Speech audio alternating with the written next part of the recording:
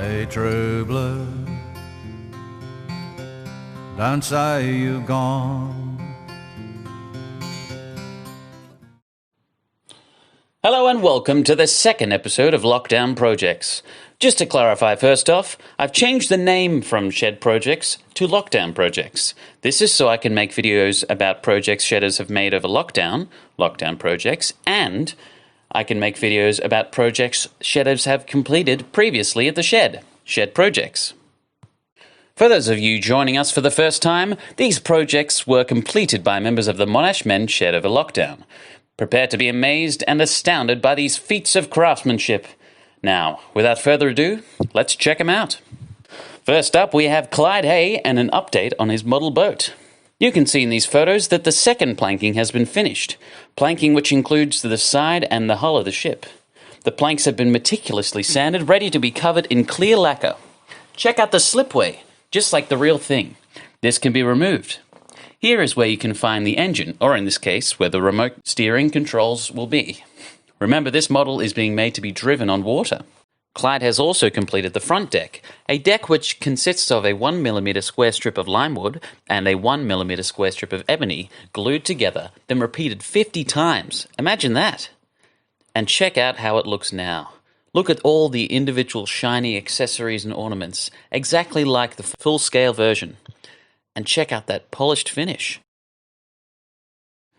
Next up, we have two projects completed by Russell Painter. Russell's first project is a lampstand. If you look closely, you can see that this lampstand consists of a number of pieces of wood glued together, then carefully turned through a lathe. Now that it's had its second coat of Danish oil, it is ready for some sanding. A thorough 1200 grit wet and dry should do the trick. Imagine the silky smooth feel after a thorough sand with that. I didn't even know they made sandpaper that fine. Russell has also very resourcefully restored to life a cabinet that a friend was throwing away. As you can see, Russell has renovated this cabinet in his own distinctive way, crafting his own drawers made out of merbau and mountain ash on one side, and fixing up the white cabinet door on the other. And look at how he's organised his herbs and spices in there. Ron Keane also has some projects to share, his being a collection of small wooden boxes. As you can see in these photos, Ron has made each of his boxes unique by making a different creative pattern on the top of each of his boxes. Not only does he have geometric shapes on his lids, but also complex curved patterns as well. To craft these boxes, Ron has scoured all around to find his wood, choosing with great care to find contrasting grains and colours. If you can believe it, these are all made out of fence pickets, found quite cheap at your local hardware store. Ron has also fabricated instructions for a bird feeder of his own design. He has shared these instructions with all shedders for something to pass the time while we're all stuck inside. These instructions will be shared in this video right here. Also, a link to these instructions will be sent around with this video.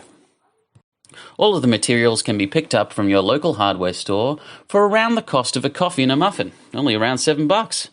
We recommend you give it a go, and when you do, send us pictures of the finished product. We'd love to see how you went with it. Thank you very much for coming down and checking out these lockdown projects.